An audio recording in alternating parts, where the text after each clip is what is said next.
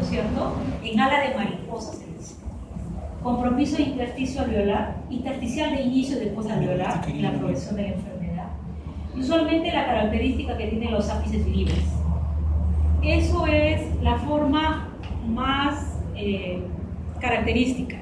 Sin embargo, neumocistis girovesi puede dar compromiso bronquial, bronconeumónico, con derrame, con nódulos, diferentes formas de presentación.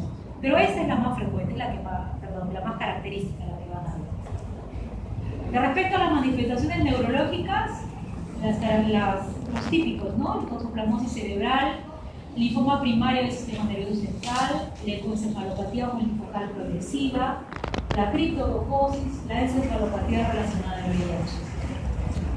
Y acá tenemos, recuerden ustedes que toxoplasma, la que vamos a ver en el paciente VIH en estadio clínico C, generalmente siempre son reactivaciones.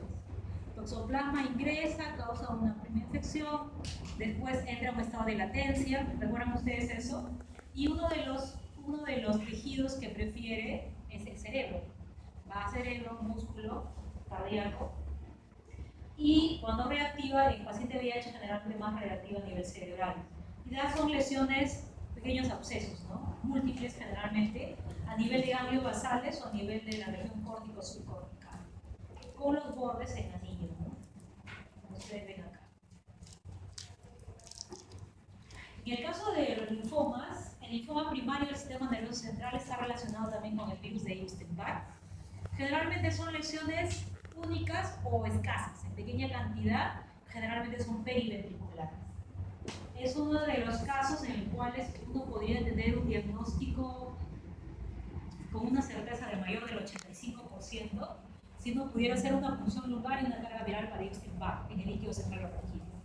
Imagen dudosa, piensa uno que linfoma, hace PL si lo puede hacer, no está contraindicado, hace carga viral para Epstein-Barr, si lo encuentra positivo puede asumir que es un linfoma. Y eso también es un paciente con linfoma primario del sistema nervioso central. Al principio era pequeño, la historia más o menos les cuento de este paciente, que al inicio, cuando ve lesiones, una o varias que son pequeñas, lo primero es pensar que puede tratarse de una toxoplasmosis, ¿no? La terapia, uno busca serología. IgG positivo para toxoplasma, tiene infecciones. Ha tenido infección por toxoplasma, por lo siguiente debe tener infección latente. No, tiene que ser 4 menos de 100. Listo, entonces la lesión de nivel puede ser una toxoplasmosis. Le empieza una terapia empírica con corticoides.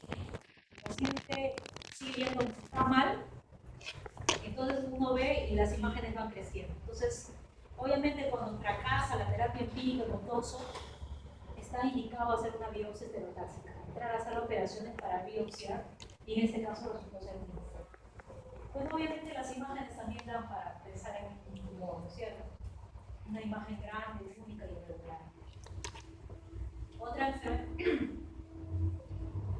una neoplasia que está bastante relacionada con el VIH, el sarcoma de Kaposi, que está relacionada, recuerden ustedes, ¿con qué virus también? Herpes 8, el herpes 8. Entonces, vean ustedes, son lesiones. Ahorita en mi servicio hay uno que está comentado. Vamos a poder ver. Son lesiones angiomatosas. Vean ustedes, son generalmente ruginosas. En diferentes partes del cuerpo, no se ve que está bien considerada. Generalmente lo vemos así, ¿no? Como esta de Valles.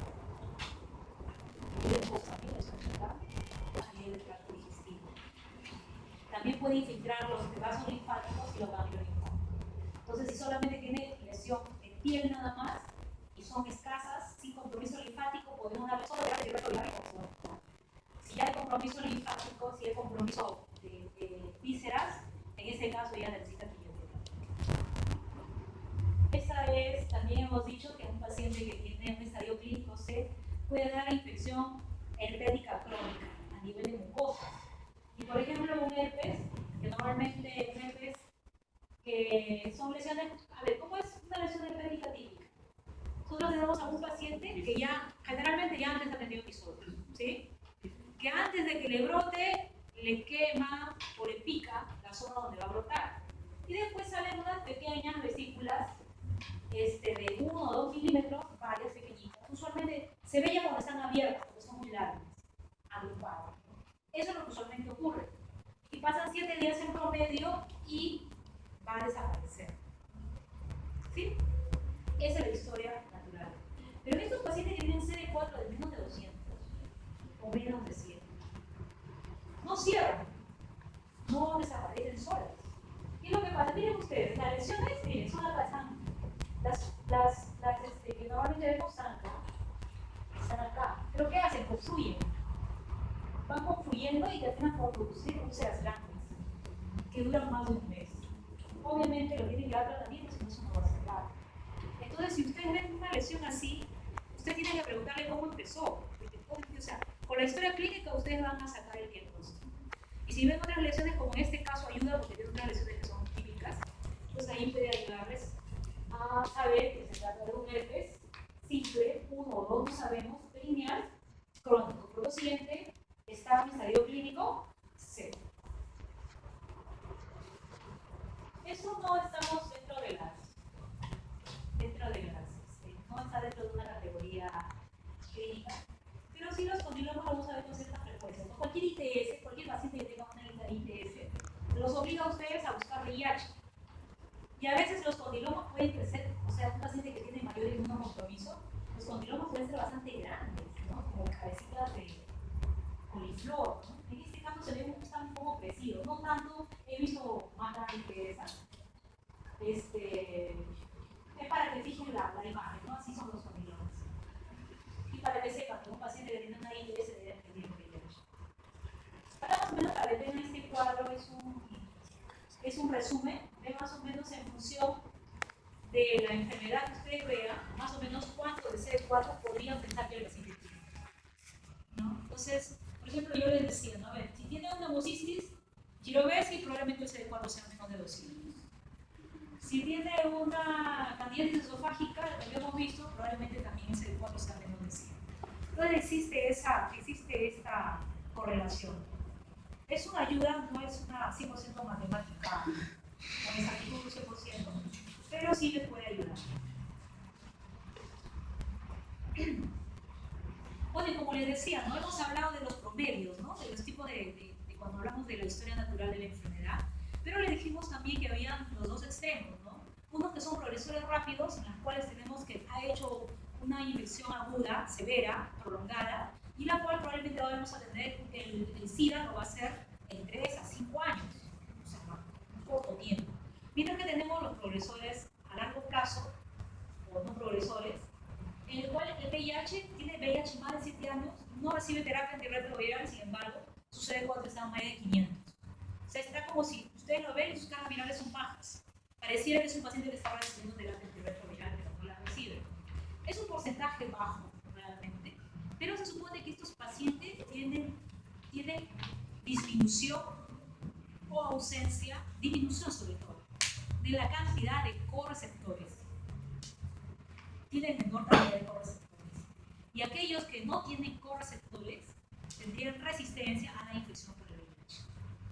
Les dije que para que ingrese el VIH necesita receptor y correceptor, ¿cierto?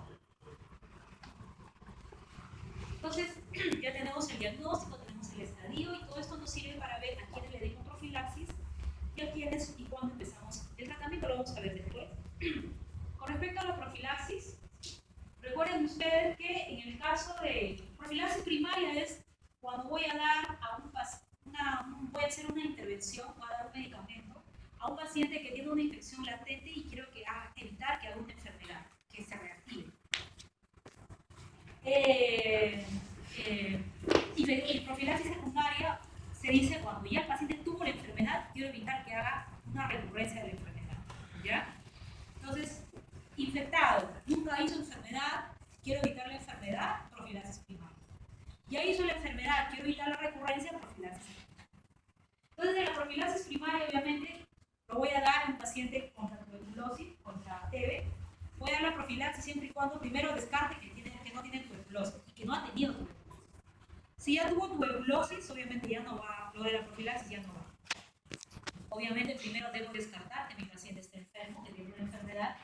Y una vez que ya he descartado eso, o sea, por medio de la anamnesis, por medio de radiografías, Y el PPD, si lo puedo hacer, también ayudaría. Entonces, descarto eso y le puedo dar isoniazida. Según el protocolo del Ministerio de Salud de MINSA del año 2012, durante un año. Hay algunos que dicen que 9 meses es lo mismo que 12, que un año, ¿no? Con respecto a eficacia. Si yo tengo un paciente que tiene CD4 menos de 200, entonces, y yo quiero, para evitar la neumocistosis, le doy profilaxis con cotrimoxazol forte, una tableta por día. Eso también ya cubre si estamos dándole profilaxis contra neumocitis, ya cubre la posibilidad también de la profilaxis contra toxoplasma, ¿no? Entonces, al final, cotrimoxazol me va a cubrir, neumocitis, toxoplasma, isospora, infecciones, algunos patógenos que también pueden causar problemas de diarrea, que pueden causar también algunos problemas respiratorios. Entonces, a los gérmenes que son sensibles a cotrimoxazol, al final me ayuda también contra todo eso, ¿no? De tal forma que cuando se da profilaxis con cotrimoxazol, se disminuye también la frecuencia de infecciones digestivas e infecciones respiratorias.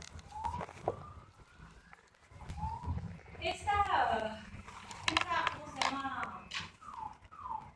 Estas recomendaciones con respecto al inicio de la terapia antirretroviral, si ustedes revisan, por ejemplo, las guías norteamericanas, las guías europeas, son muy parecidas. Y del año 2012 no ha habido mucho cambio con respecto a eso. Por eso les traigo esta que es la que más, la que está más, tiene más descripción, tiene más detallada.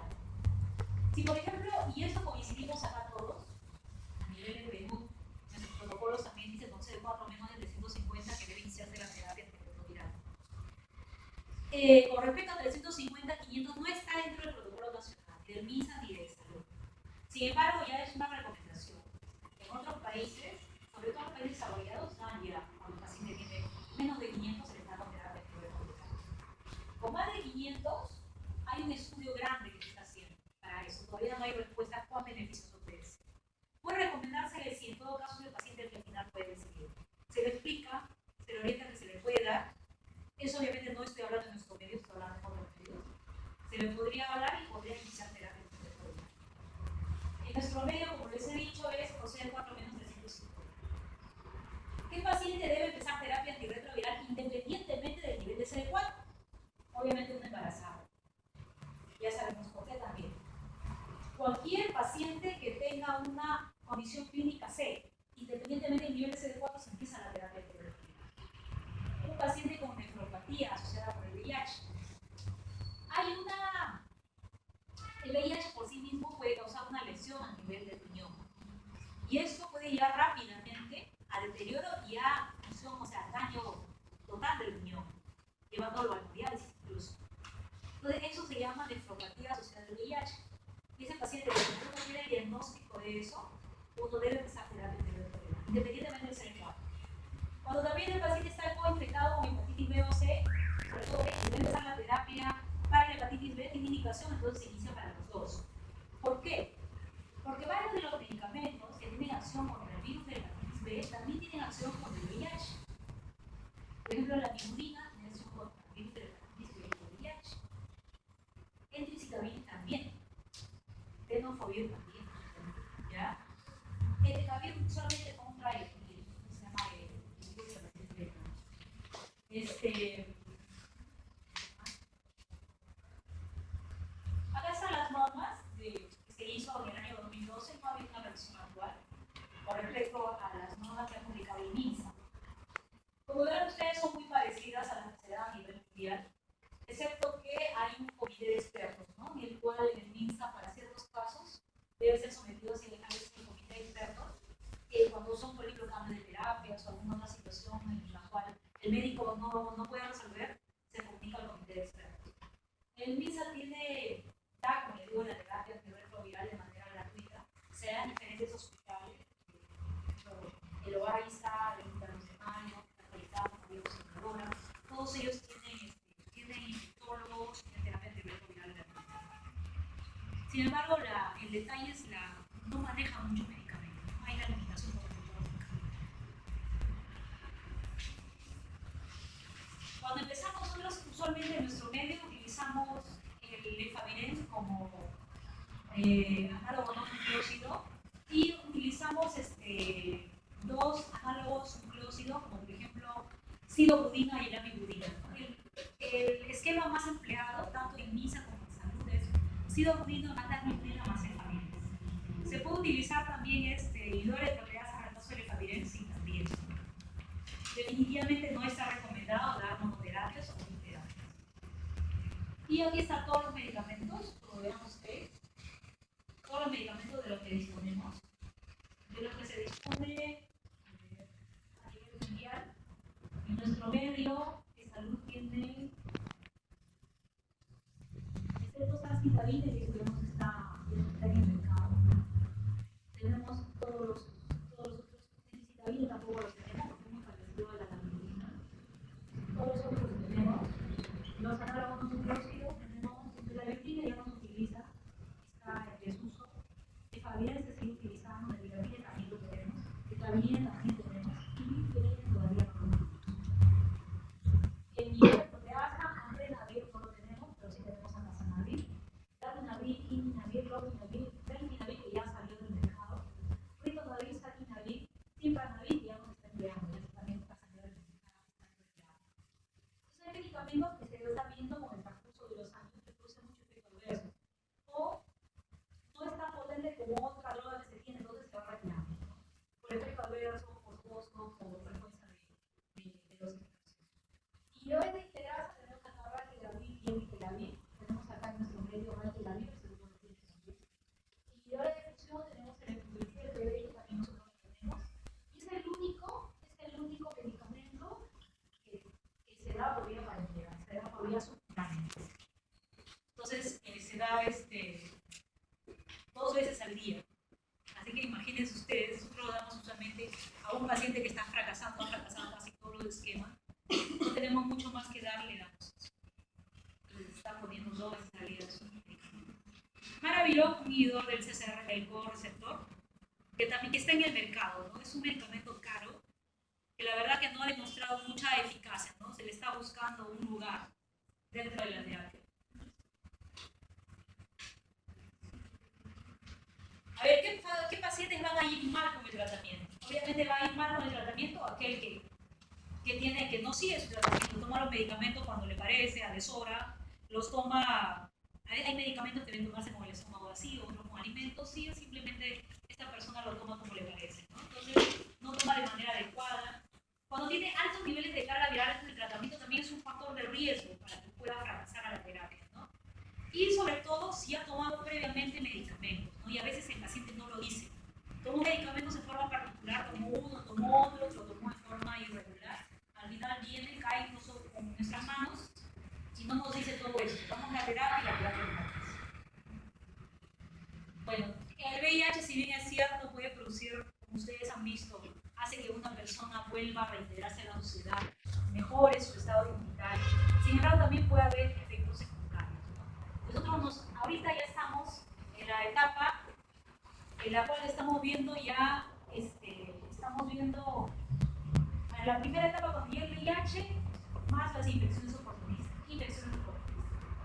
Ahora ya en la segunda etapa estamos viendo más las complicaciones metabólicas de la terapia antirretroviral y también están empezando a llegar las complicaciones de origen neoplásico.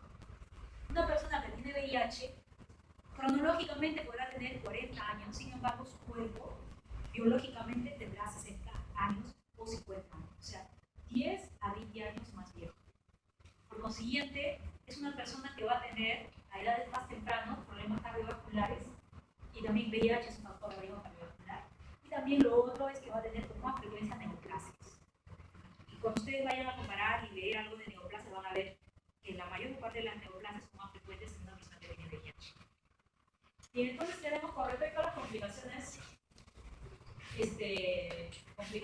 metabólicas, tenemos acidosis láctica, síndrome de lipodistrofia, ¿no? Donde va a haber una redistribución de la grasa, va a haber disminución, puede haber lipoatrofia, es decir, disminución de la grasa a nivel de miembros inferiores, miembros superiores o cara. Y puede haber también aumento de la grasa a nivel central, de la grasa no del panículo, sino dentro, rodeando, como se llama, dentro de las vísceras. Entonces es una alteración de la distribución de la grasa. Hay también esto puede estar asociado con alteraciones del nivel triglicéridos y de colesterol. Hay mayor riesgo también de diabetes, sí, también.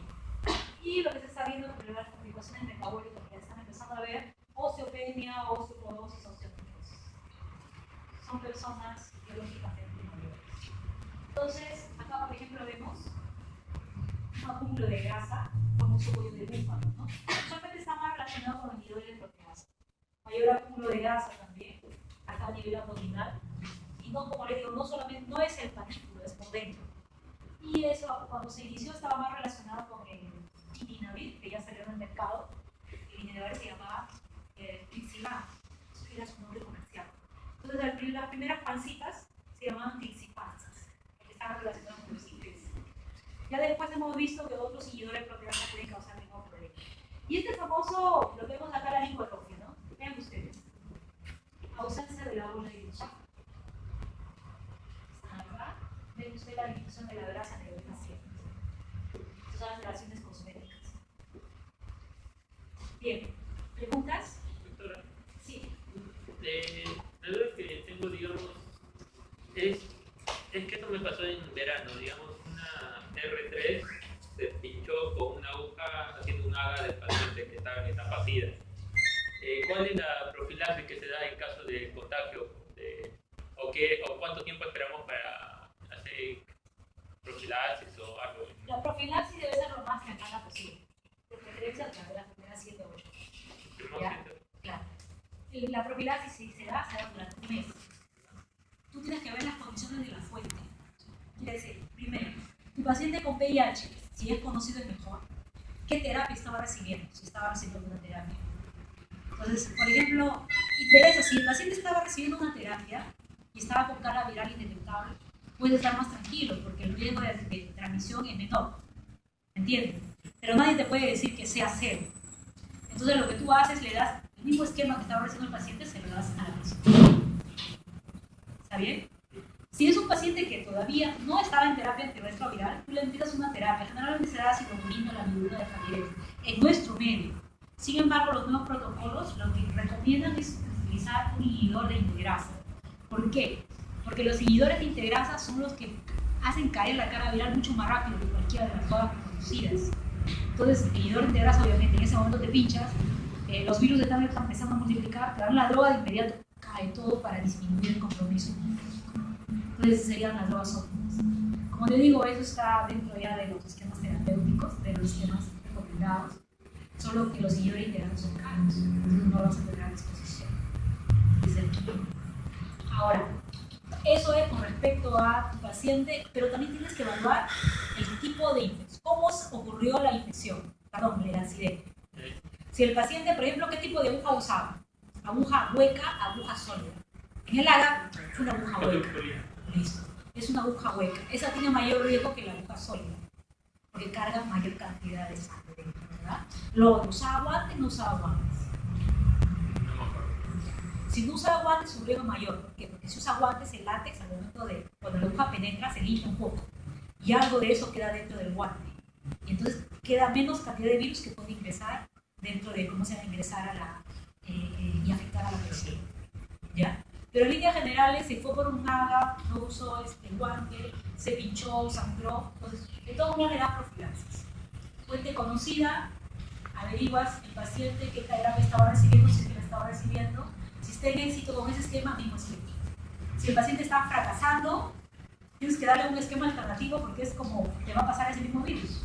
Ahí sí es más difícil de resolver. Armas un esquema diferente y le das a la misma. El tratamiento es de y el riesgo es mismo, ¿no? Es un riesgo bajo. Entonces, a todos los pacientes